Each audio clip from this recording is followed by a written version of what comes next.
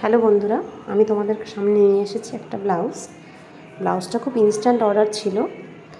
মানে কীভাবে করব তাড়াহুড়ো করেই করেছি, জানি না কতটা কি ভালো লাগবে কাস্টমারের।